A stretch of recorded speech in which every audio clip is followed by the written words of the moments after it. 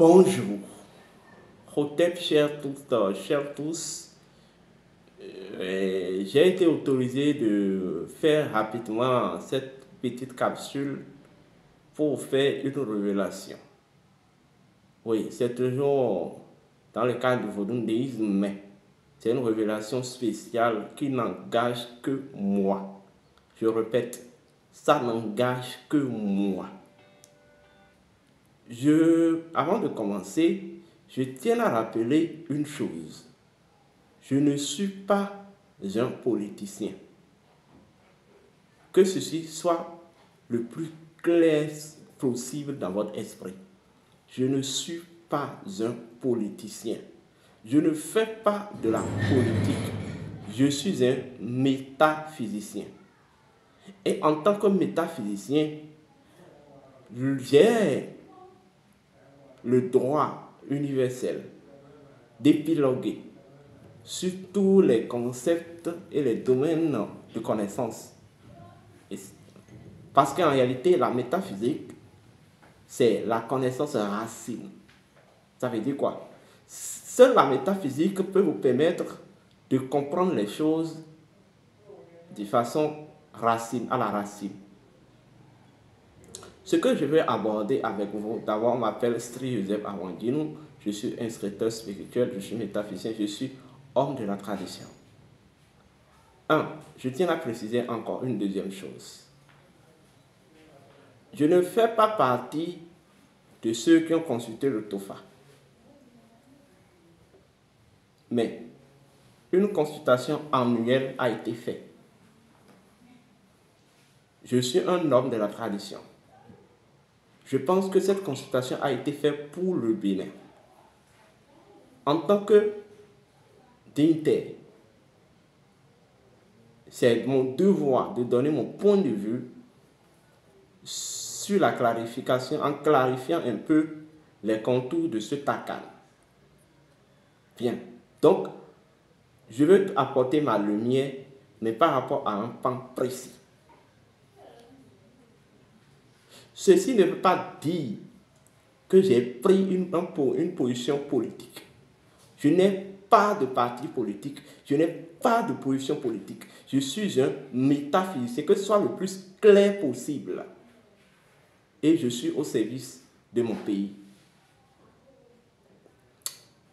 J'ai intitulé cette vidéo, partagez d'ailleurs la vidéo, likez la vidéo, abonnez-vous. J'ai intitulé cette vidéo « Qui sera le prochain président du Bénin en 2026 selon la CAN Kwigouda ?»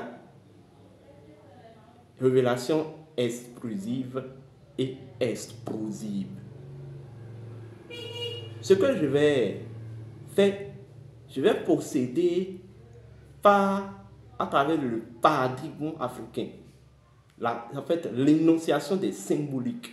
Avec les symboliques, vous allez vous éveiller à la véritable compréhension de ce que l'oracle annonce. Bien, la légende qui nous donne la réponse est la suivante.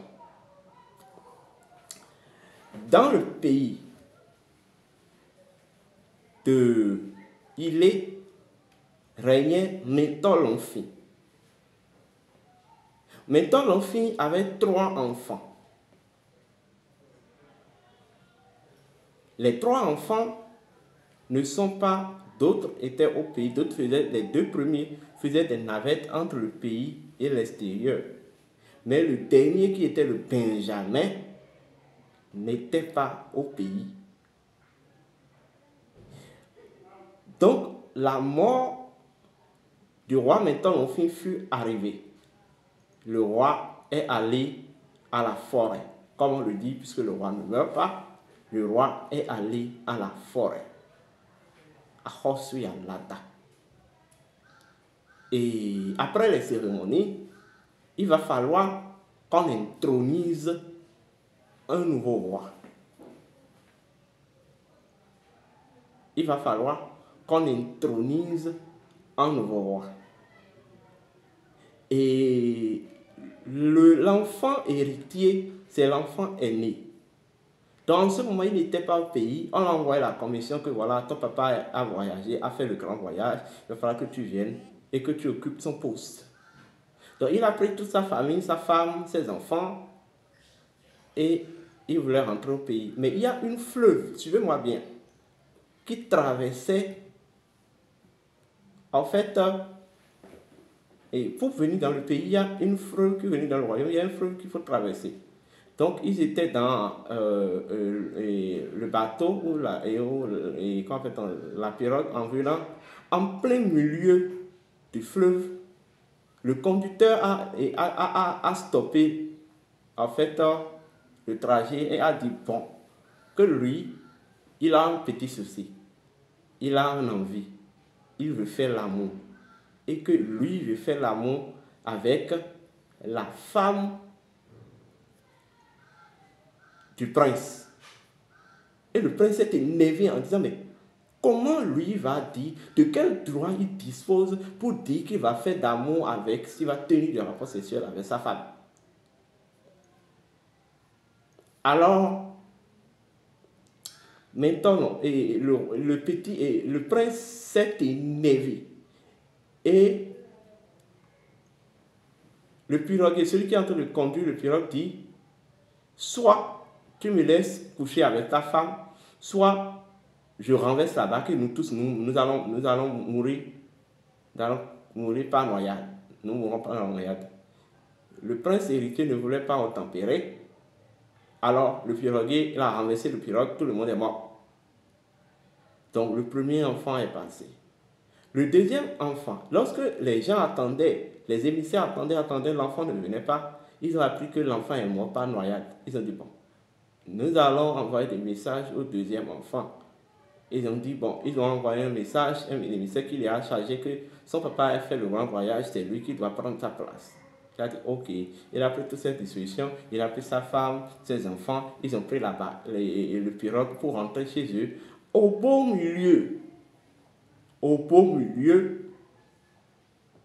en fait, de l'eau, du fleuve, ce piroguier aussi s'est levé et a dit bon, que lui a un problème, que lui a envie de se satisfaire. Que bon, ce qui est dans ses jambes-là, ça a commencé par à tourner la tête, quoi. Il faut qu'il le calme. Et que lui veut se coucher avec sa femme, la femme du prince héritier.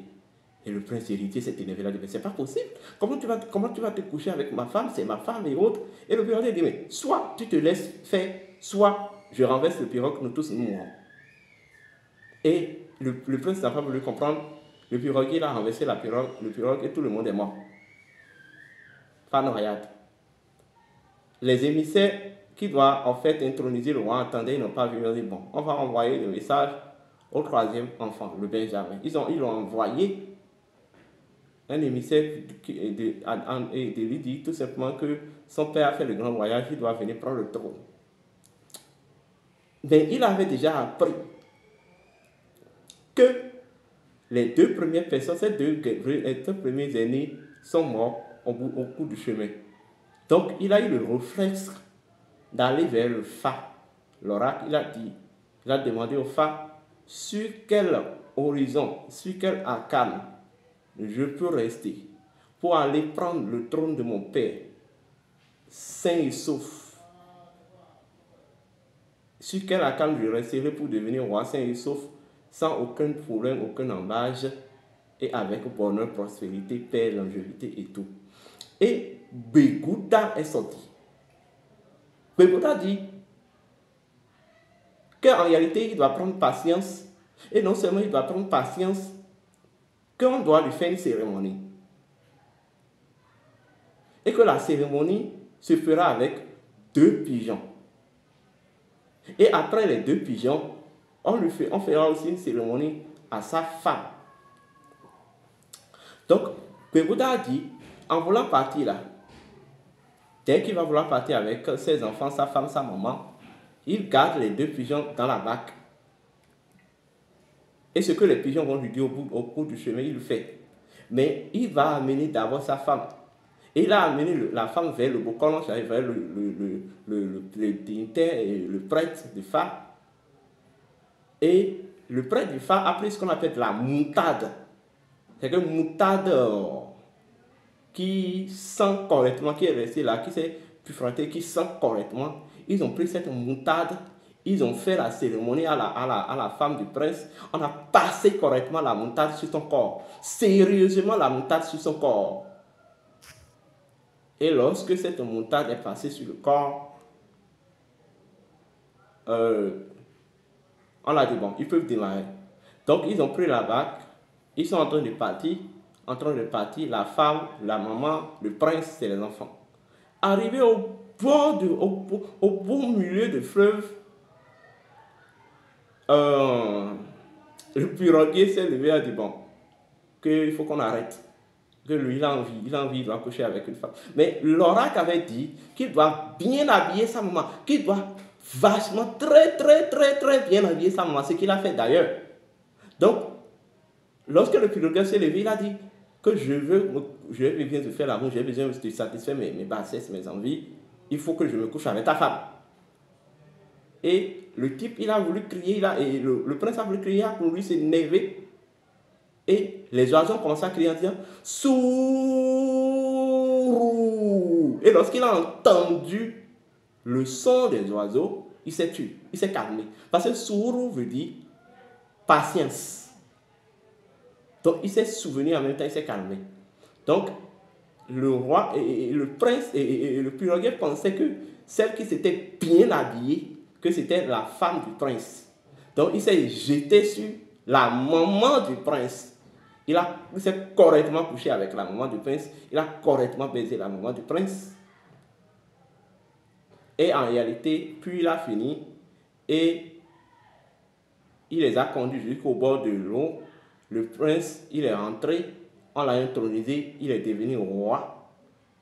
Et lorsqu'il est devenu roi, lorsqu'il est venu au bord de l'eau, on a lavé correctement sa femme, on l'a réhabillé en tant qu'une reine, tout ça. Donc on l'a intronisé, il est devenu roi. Donc, décodage. Le phare dit simplement que celui qui sera le président de la République en 2026 au Bénin sera une personne qui n'est pas née au Bénin. Il n'a pas beaucoup vécu au Bénin. Et que sur le chemin présidentiel, dans son processus électoral, il sera beaucoup persécuté. Le phare dit, il est né derrière l'eau. Quand on dit derrière l'eau, là, vous savez ce que ça veut dire? À l'Occident. Bon, je n'ai appelé le nom de personne. Le phare dit qu'il sera une personne élancée, moins corpulente, avec la peau, le corps du fer. Un corps à couleur de fer. Le phare dit que pour gagner, il sera obligé de faire des concessions qui seront contre ses propres idéologies. Il sera obligé de faire des alliances avec ceux avec qui il ne peut pas faire des alliances. Mais le phare dit, il sera un jeune, parce que c'est le Benjamin du roi. Il sera un jeune. Le nouveau président sera un jeune. Il n'aura pas 50 ans. Oui. Mais le phare dit, malheureusement, lorsqu'il va venir au pouvoir, il va vouloir chercher à faire vengeance. Et qu'il ne se laisse pas aller vengeance parce que lorsque le prince a pris le pouvoir, il a demandé, ordonné qu'on aille couper la tête au piroguier et on a coupé la tête. Donc il ne fasse pas ça. Mais qu'il aura juste, ce qu'il aura fait, c'est de détruire un système ce système qui était là en fait. Et il va quand même parvenir à le faire. Le phare dit qu'il doit se munir de patience et de stratégie. Et qu'il doit garder aussi l'oracle, le phare, s'il veut y arriver. Vous comprenez? J'ai été assez clair. Et quel que soit tout ce qui sera fait. Parce qu'une autre légende du phare dit, de ce phare-là, de ce Gbegouda dit, nous, adjina kuwe lo avon ko lo zoom ouais. Péran, et mon enroué de péran l'aîné. C'est-à-dire, si deux éléphants sont en train de se battre dans la forêt, les broussailles ne manqueront pas de subir les frictions, des conséquences. Ce qui veut dire quoi? Dans l'élection 2026 sera une élection de combat géo-identitaire ou géo-idéologique. Je vous avais dit entre-temps que deux idéologies vont s'affronter. L'idéologie occidentale impérialiste et l'idéologie du monde sud global. Mais c'est celui du monde sud global qui va gagner. J'ai tout dit. Je ne vais pas appeler le nom de quelqu'un, je n'ai pas appelé le nom de quelqu'un, mais la seule précision que je peux vous donner, la personne, il ne fait pas partie du gouvernement actuel, il ne fait pas partie des proches du chef d'État actuel, c'est quelqu'un isolé. Le phare précise que les deux premières personnes qui se sont aventurées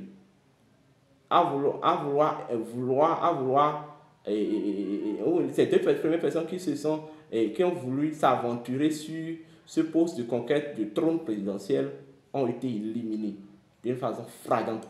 C'est pas qu'ils sont morts forcément. Ben, suivez mon regard. Mais la troisième personne, il n'y a rien à faire, gagneur. J'ai tout dit. Je vous remercie. On dit, mais mon don a zanvan si kongoméon, tiens si ou en zanvan. Voilà. Celui qui maîtrise la profondeur des fourmillements peut lutter contre les fourmillements. Donc cette personne n'est pas née au Bénin. Il est né derrière l'eau là-bas. Il a grandi derrière l'eau là-bas. Portez-vous bien, que les bénédictions soient.